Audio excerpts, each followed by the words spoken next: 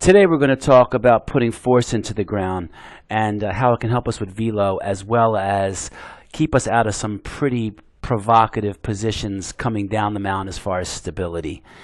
Here's a 17-year-old right-handed pitcher, throws in the high 70s, low 80s.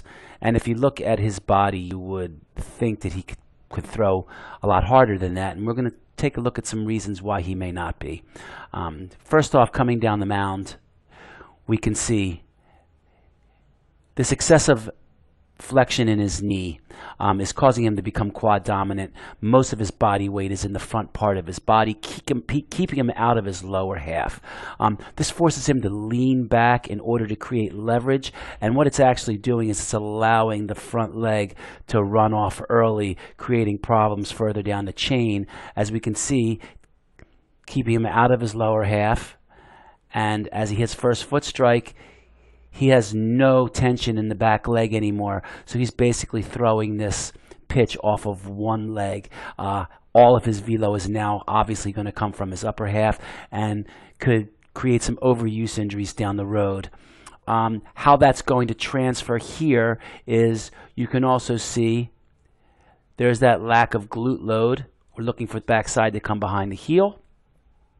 And when he lands, in addition to some strength issues in that lead leg, the back leg being off the ground is not creating a good stable base of support for this his waist, which we can see here is actually not level, and it's creating trunk tilt at foot strike and ball release, which is going to force him to cut this ball in order to get it back to the plate. And these guys a lot of times have a tendency throwing high in arm side to throw high in arm side, and also as far as control goes, it creates a pretty erratic delivery.